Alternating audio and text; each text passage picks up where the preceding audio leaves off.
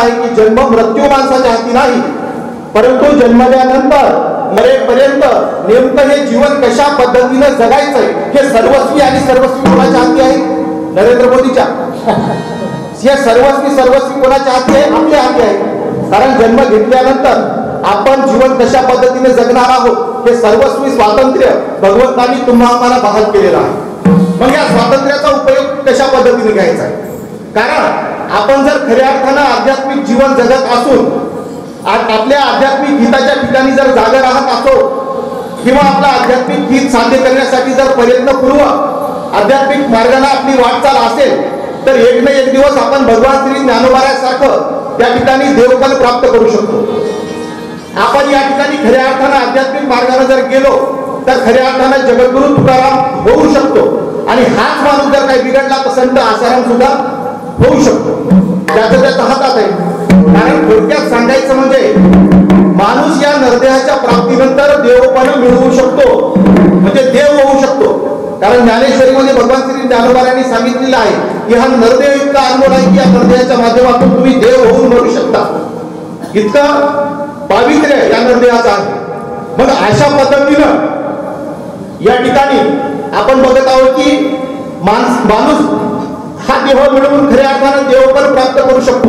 म्हणजे सांगायचं तात्पर्य असं आहे की माणूस जन्माला आल्यानंतर देवपण मिळवू शकतो आणि हाच माणूस जर काही बिघडला तर एखाद्या गटारात दारू पिऊन सुद्धा लोळू शकतो. बरोबर आहे ना?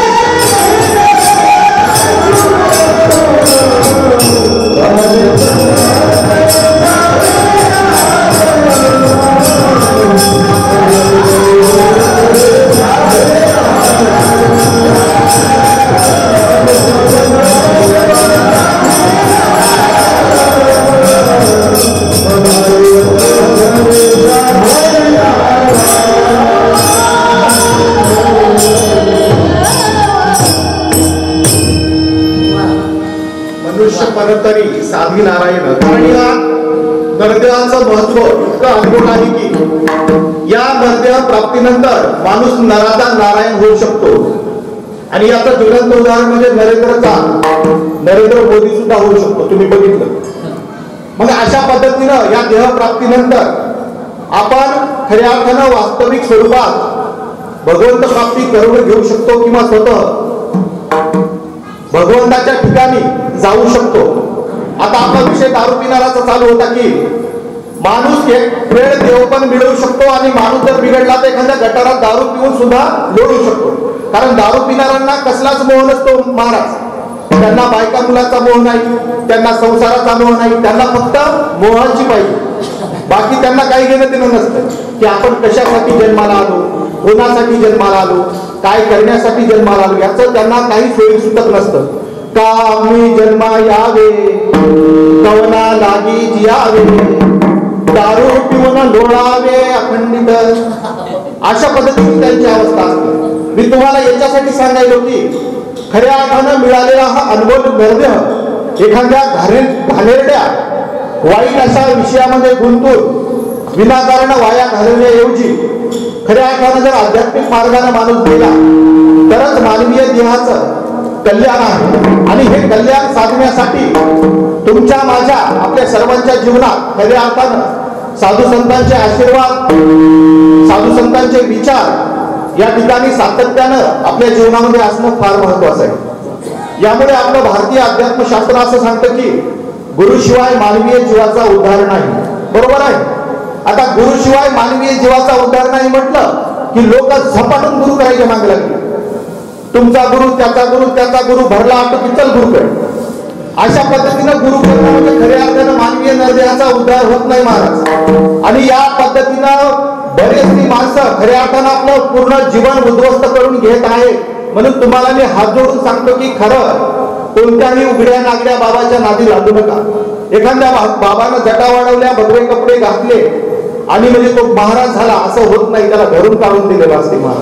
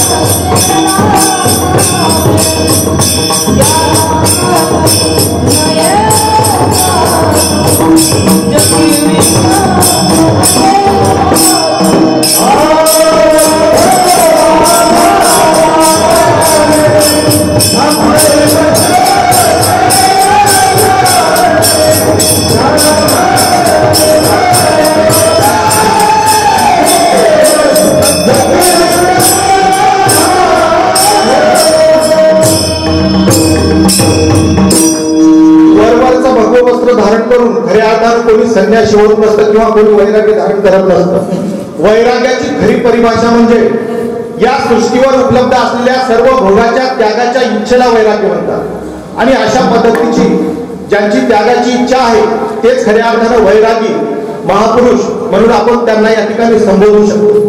मग आपल्या सर्वांना मी हात जोडून विनंती करतो की अशा पद्धतीच्या खऱ्या अर्थानं सोंगी ढोंगी बाबांच्या नादी लागू नका. आता मध्यंतरी प्रद्युम्न महाराज एक गाणं आलं, उघडे बाबा निवडित होते, उघडे बाबाचे भक्त हो भाबडे, उघडे बाबाचे भक्त हो भाबडे, जाऊ बाबाच्या आरतीला. मग अशा पद्धतीचे बाबा म्हणजे त्या बाबाच्या नावानं तुम्ही इकडे माळ जपाय की त्यानं कपारीत बसून गांजा फुटायचा. अशा बाबांच्या नादी लागून कृपया तुमचं जीवन उद्ध्वस्त करून घेऊ नका. या ठिकाणी विषय निघला म्हणून थोडं सविस्तर सांगायचं. हे पोटासाठी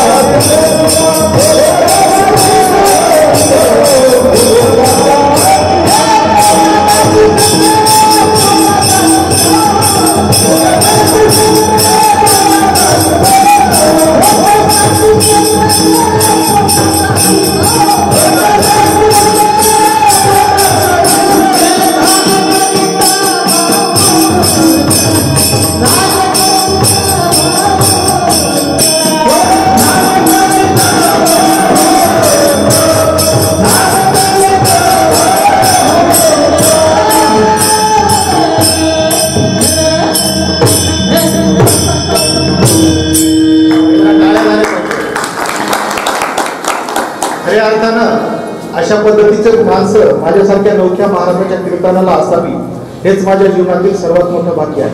कारण ही माणसं मिळणंच फार अशक्य असतं, परंतु खऱ्या अर्थानं प्रेमापोटी या ठिकाणी अशा व्यक्ती, असे महान विभूती मिळत असतात. आता बोटासाठी संत या कलियुगामध्ये बरेच झालेले असतात आणि तुम्ही या बोटावरून मला आठवलं, या जगात एकमेव जगद्गुरू आहेत. एकमेव जगद्गुरू म्हणजे कोण? जगद्गुरू तुकोबार आहे. त्यांच्यानंतर जगद्गुरू कोणीच नाही. आणि आता जर हल्ली कोण ते जगद्गुरू उमलत असतील तर त्यांना जगद्गुरू म्हणायचं नाही, त्यांना जगद्गुरू म्हणायचं. जगत बरोबर आहे, ते जगद्गुरू नाही. आणि अशा जगद्गुरूंच्या नादी लागून खऱ्या अर्थानं जीवन बर्बाद करून घेऊ नका. तुम्हाला खऱ्या अर्थानं गुरु मानायचं ना तर भगवान श्री ज्ञानोबारायांना गुरु माना ना, काय बिघडते? तुम्हाला गुरु मानायचं ना जगद्गुरू तुकोबारायांना गुरु माना ना.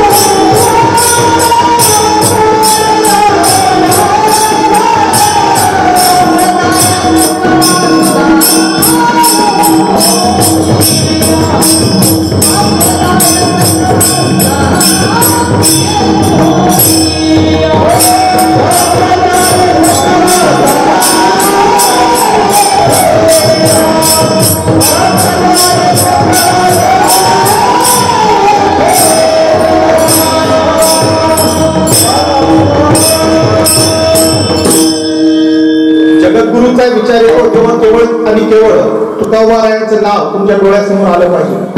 आणि खरंच तुम्हाला गुरु मानायचं भगवान श्री ज्ञानोबारायांना गुरु माना. खरंच तुम्हाला गुरु करायचं असेल तर जगद्गुरू तुकोबारायांना गुरु करा. खरंच तुम्हाला गुरु करायचं असेल तर संत एकनाथ महाराजांना गुरु करा. खरंच तुम्हाला गुरु करायचं असेल तर संत नामदेव महाराजांना गुरु करा. कारण आज सध्या या संतांचे विचार समाजामध्ये सातत्यानं रुजत जावे याकरता सध्या आपल्या पैठणला शांती ब्रह्म एकनाथ महाराज यांच्या नावाने संत विचारपीठ स्थापन झालेलं आहे. ही अत्यंत महत्वाची गोष्ट आहे. आणि खऱ्या अर्थानं गुरु मानायचा असेल तर या सर्व साधू संतांना माना. आता तुम्ही मला गेल्यावर वेळात काढचा की ते महाराज म्हणू लागले गुरु करा जगद्गुरू तुकोबारायांना. तर महाराजांना माहिती आहे का गुरु जिवंत पाहिजे, त्यांना आपल्याला कानात मंत्र दिला पाहिजे, आपण ते दुसऱ्याला न सांगितला पाहिजे, असा गुरु करायला लागते मग तो अगुरु होते. अहो गुरु जिवंतच पाहिजे तर तुम्ही मला सांगा मग भगवान श्री ज्ञानोबाराय आपल्यामध्ये आहेत का नाही? कारण भगवान श्री ज्ञानोबारायांची समाधी त्या ठिकाणी संजीवनी समाधी आहे. आणि ती कशा पद्धतीची संजीवनी समाधी आहे? ज्ञानेश्वरीचा 6वा अध्याय उघडून वाचा म्हणजे तुम्हाला कळेल. कारण ज्ञानेश्वर महाराज सध्या आपल्या सोबतच आहे आणि ज्ञानेश्वरीच्या रूपानं सातत्यानं रोज आपल्याला भेटत असतात. परंतु आपल्याला वेळ नसतो ती ज्ञानेश्वरी उघडून बघायला. आपल्याला वेळ नसतो की त्या ज्ञानेश्वरीकडे बघण्यासाठी, जगद्गुरू तुकोबारायांच्या कात्याकडे बघण्यासाठी. आणि भामट्या गुरुच्या नादी लागण्याचं कारण काय झालं माहितीये का? सर्वात महत्वाचं कारण भामटे गुरु तुम्हाला फसवून जातात याचं कारण म्हणजे तुमचं वाचन कमी झालेलं आहे. असा कोणता माणूस आहे की सातत्यानं रोज सायंकाळी ज्ञानेश्वरीच्या 5 वेळा वाचतो? असा कोणता माणूस आहे की जगद्गुरू तुकोबारायांचा रोज सायंकाळी एक अभंग समजून घेण्याचा प्रयत्न करतो? जीवनात आजपासून अशी सुरुवात करा. तुमच्या जीवनाचं कल्याण झाल्याशिवाय राहणार नाही. कारण तुमच्या जीवनाचा उद्धार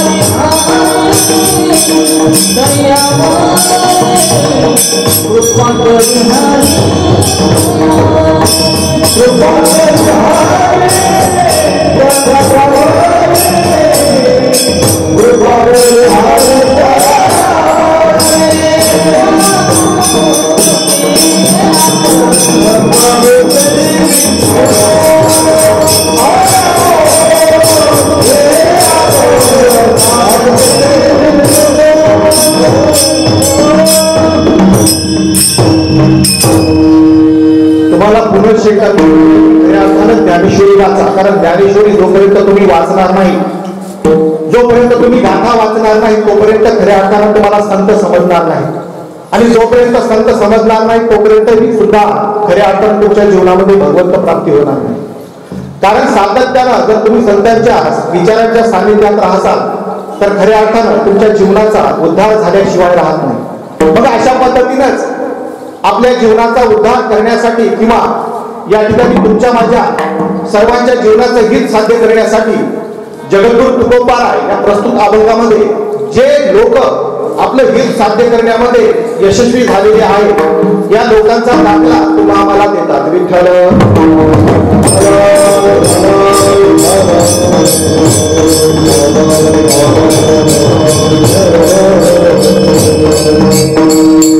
कीर्तनाच्या ओघामध्ये अल्पसा जो परिहार असतो ते देणं राहून गेलेलं आहे. परिहार सुद्धा आपण कीर्तनामध्येच घेऊ. आज आपण सर्वजण खऱ्या अर्थानं रोकडेश्वर भगवंत यांच्या मंदिर परिसरामध्ये एकत्रित येण्याचं कारण म्हणजे आपल्या गावचं वैभव म्हणून जे या पंचक्रोशीत नावारूपाला आले होते ते कैलासवासी श्रद्धेय संभाजीराव रामरावजी शिंदे दादा. दादाचं एक असं व्यक्तिमत्व होतं की दादांनी कोणत्याही पदाची अपेक्षा न ठेवता सातत्याने दादा राजकारणामध्ये सक्रिय राहिले. रोकडेश्वरांच्या भगवंताच्या या मंदिराच्या जीर्णोद्धाराचं काम असो किंवा या मंदिराचं बांधकाम असो या ठिकाणी सुद्धा दादा अध्यक्ष म्हणून सातत्यानं सक्रिय राहिले. आणि राजकारणामध्ये वावरत असताना आदर्श घ्यावा अशी गोष्ट म्हणजे राजकारणामध्ये असलेल्या आपल्या प्रतिष्ठेचा वापर, आपल्या वजनाचा वापर दादांनी कधी स्वतःचं घर भरण्यासाठी केला नाही. तर दादांनी या प्रतिष्ठेचा वापर राजकारणामध्ये असलेल्या आपल्या वजनाचा वापर खऱ्या अर्थानं आपल्या समाजासाठी केला, आपल्या धर्मासाठी केला, संप्रदायासाठी केला, रोकडेश्वर भगवंताचं मंदिर बांधण्यासाठी केला. ही सगळ्यात महत्वाची गोष्ट आहे. जाता जाता सुद्धा दादा आपल्याला शिकवून गेले की मरावे परी कीर्ती ते उरा. आणि खऱ्या अर्थानं अशा दादांच्या गोड आठवणीमध्ये आजचा हा दिवस आपण सर्व त्यांच्या कुटुंबीय समवेत गोड करण्यासाठी या ठिकाणी जमलेलो आहोत. त्यांच्या कुटुंबियांमध्ये त्यांचे बंधू श्री सखारामजी रामरावजी शिंदे असतील, त्यानंतर श्री तुकारामजी रामरावजी शिंदे असतील, बालाजीराव रामरावजी शिंदे असतील आणि दादावर नितांत प्रेम करणाऱ्या मंडळीमध्ये आदरणीय पंडितराव वायचा राजगावकर दादा असतील किंवा आमचे गुरुवर्य आदरणीय लोंढे सर असतील, त्यानंतर लक्ष्मणराव खंडागळे गुरुजी हे असतील. आता यांची नावं मी या ठिकाणी घ्यायला म्हणजे यांचीच नावं मला माहित आहेत बरं. कारण आपल्या सर्व या ठिकाणी आलेला प्रत्येक जण खऱ्या अर्थानं दादावर प्रेम करणारा आहे. या ठिकाणी आलेला प्रत्येक जण दादांच्या समकालीन व्यक्तिमत्व असलेला माणूस आहे. त्यामुळं माझ्यासारख्या अल्पबुद्धी असलेल्या माणसाला आपल्या सर्वांची नावं घेणं सुद्धा शक्य नाही, ती लक्षात ठेवणं सुद्धा शक्य नाही. म्हणून आपण सर्वच जण आणि विशेष ज्यांचा आवर्जून उल्लेख करावा ते म्हणजे आपल्या गावातील ज्येष्ठ श्रेष्ठ असे कीर्तनकार मंडळी. त्यामध्ये एकट्याच नाव मला माहित आहे ते म्हणजे आपले ज्ञानेश्वर महाराज आणि आपले गुरुवर्य हरिभक्त परायण नामदेव महाराज यांची नावं मला माहित आहेत. म्हणून यांची नावं घेऊन आपण सर्वजण यांच्या सोबत आले असं समजून आपल्या सर्वांच्या सहकार्याने, आपल्या सर्वांच्या सहभागाने आणि विशेष म्हणजे आपल्या सर्वांच्या अंतःकरणातून खऱ्या अर्थानं आजचा दिवस या ठिकाणी गोड करण्याचा अट्टहास आपला चालू. कारण प्रत्येक माणसाच्या जीवनात हाच अट्टहास असतो की आपला शेवट गोड व्हावा. आणि शेवट गोड होणं म्हणजे तेरवीच्या दिवशी बुंदी होणं नाही ना. नाही तर तुम्ही म्हणता तेरवीला बुंदी केली म्हणजे शेवट गोड झाला. शेवट गोड होणं म्हणजे ज्या माणसाने जी साधना स्वीकारलेली आहे, जीवन जगत असताना जे व्रत आचरण केलेलं आहे, ते व्रत आचरण करता करता देह ठेवणं, त्यामध्ये खंड न पडणं. आज मी महाराज झालो आणि उद्या डबल जो कोरोनाची तिसरी लाट आली, त्या कोरोना जगाची जर डबल अंडे खायला सुरुवात केली तर शेवट गोड झाला का? मधात खंड झाला ते. मग अशा याला शेवट गोड म्हणत नाही. जी साधना अंगीकारली खऱ्या अर्थानं त्या साधनेमध्येच देहाचा शेवट होणं याला आपण म्हणायचं शेवट गोड झाला. खऱ्या अर्थानं दादांचा शेवट अशाच पद्धतीनं गोड झाला.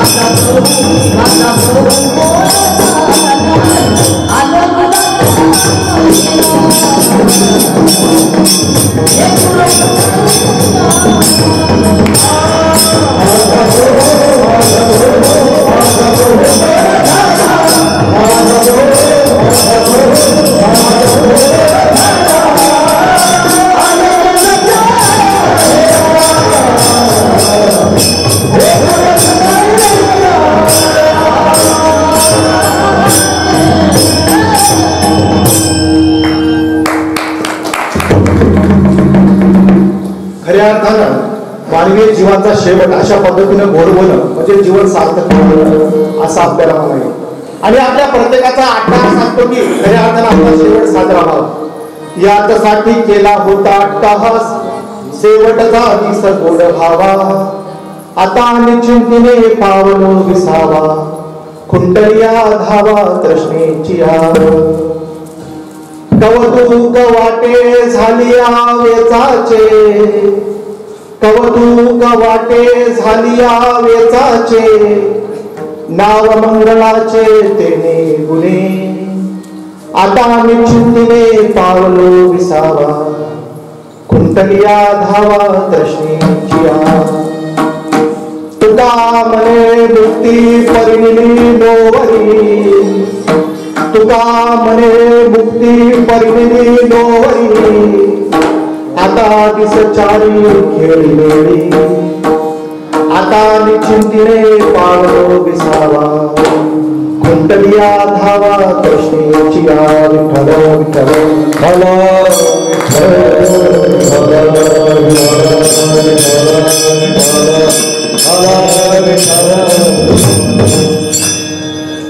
अशा पद्धतीनं माणसाचा शेवट गोड होणं, खऱ्या अर्थाने जीवन सार्थक होणं असं आपण म्हणू शकतो. आणि अशा पद्धतीचं दादांच्या स्वभावामध्ये मला आवडलेली वैयक्तिक हेतूनं माझ्या आत्म्यातून गोष्ट सांगतो. दादांच्या व्यक्तिमत्वामध्ये मला आवडलेली सर्वात महत्वाची गोष्ट म्हणजे अतिशय नम्रपणा. मला याची वारंवार अनुभूती आली की जेव्हा जेव्हा मी दादांच्या समोर गेलो, हा आपला भाषा आपल्यापेक्षा वयाने लहान आहे, आपल्यापेक्षा ज्ञानाने लहान आहे, तो सर्वच बाबतीत छोटा आहे याचा विचार दादांनी कधीच केला नाही. जेव्हा जेव्हा दादांची माझी भेट झाली तेव्हा तेव्हा मला नक्की आठवतं की दादा स्वतःहून हात जोडून हसून दोन्ही हात जोडून राम राम करायचे. आणि खऱ्या अर्थानं हे समर्पण आणि इतकी विनम्रता मी इतरत्र कोणत्याच व्यक्तिमत्वामध्ये बघितली नाही असं मला सार्थतेने सांगावं असं वाटतं. आणि माझ्या जीवनातील सर्वात दुर्दैवी प्रसंग म्हणजे दादाची आणि माझी शेवटची भेट.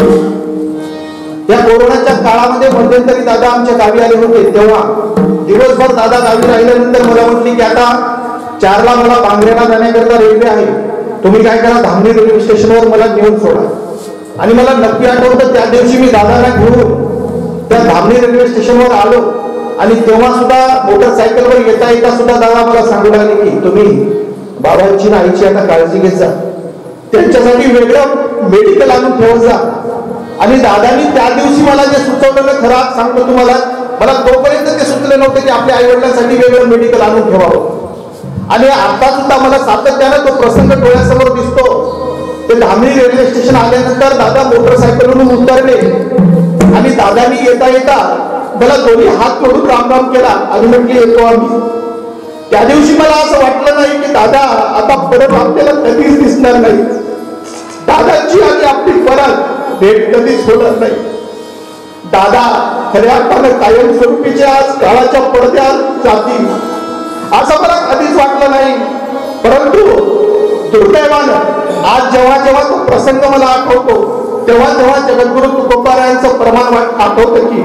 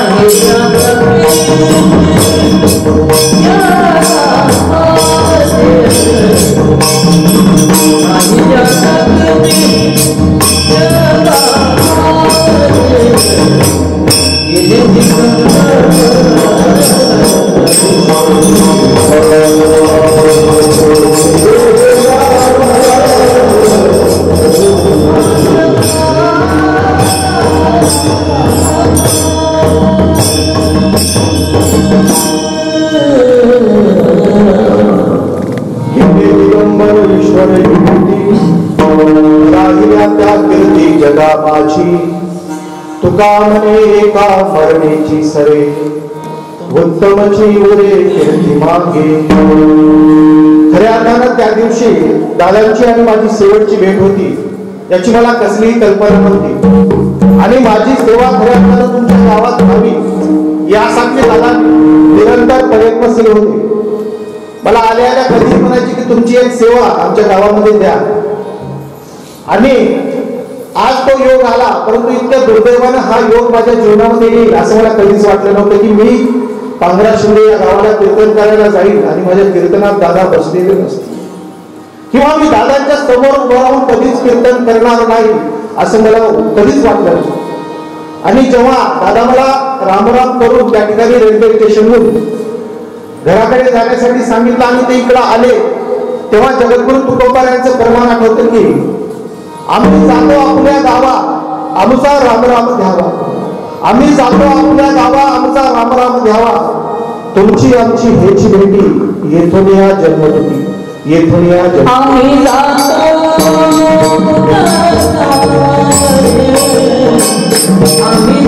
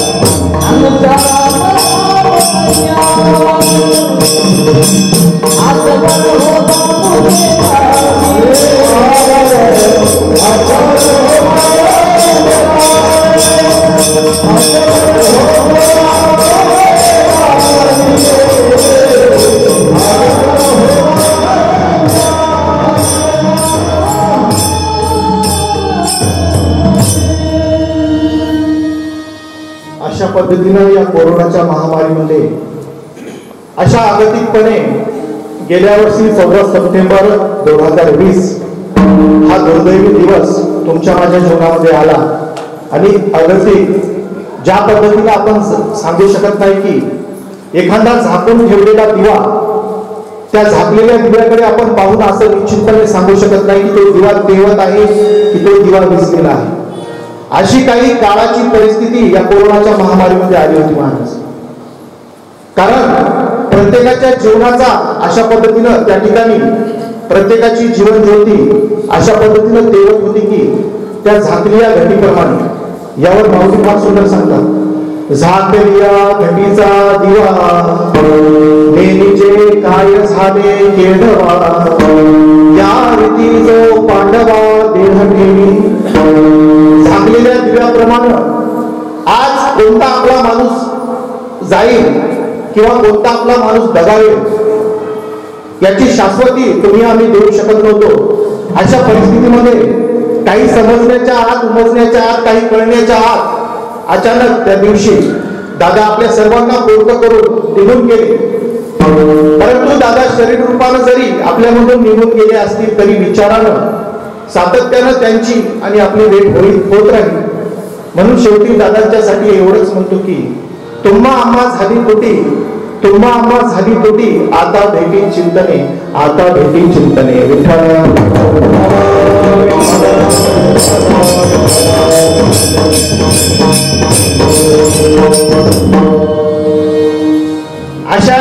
प्रसंगी श्राद्ध असो किंवा खऱ्या अर्थानं गरिबी असो, या प्रसंगी एक विशिष्ट पद्धतीतील अभंग देण्याची एक वारकरी संप्रदायाची परंपरा असते. त्याची जाणीव मला पूर्णतः आहे की त्या अभंगामध्ये क्षणक्षणाची करावा विचार, तरावया पार भवसिंधू, नासिवंत देह जाणार सकळ, आयुष्य खातो काळ सावधान, किंवा पक्षी अंगणे उतरती ते काय येतेची राहती, कैसे असावे संसारी संसारी, जोवरी प्रार्थनाची दोरी, वस्ती कर वस्ती आला प्रात काळी उठून गेला, कैसे असावे संसारी, जोवरी प्रार्थनाची दोरी. किंवा या एखाद्या अभंगापैकी मी अभंग घेणारच होतो आज, परंतु या अभंगावर, आज घेतलेल्या अभंगावर माझ्या जीवनातील पहिली कीर्तनरूपी सेवा झाली होती आमच्या गावातील शनी मंदिर या ठिकाणी. आदरणीय गुरुवर्य हरिभक्तपरायण शेषराव महाराज होते त्यावेळेस माझ्यासोबत, आणि त्या कीर्तनाचा व्हिडिओ दादांनी बघितला आणि तेव्हा दादांच्या तोंडून आपसूक एक शब्द निघाला की याच अभंगावर तुम्ही काय करा, आमच्या रोकडेश्वर मंदिरावर कीर्तन करा. आणि दादांची हीच इच्छा शिरोधार्य मानून आज मी दादांच्यासाठी आजचा अभंग निवडलेला. आणि दादांनी एखादी गोष्ट आपल्याला सांगावी की आपण ऐकू नये असं आपलं मन ग्वाही देत नाही, आपल्या मनालाच वाटत नाही की ते ऐकू नये. कारण सांगण्याची पद्धत, सांगण्याची ढब इतकी मवाळ असायची, इतकी नम्रतेनं असायची, इतकी सात्विकतेनं असायची.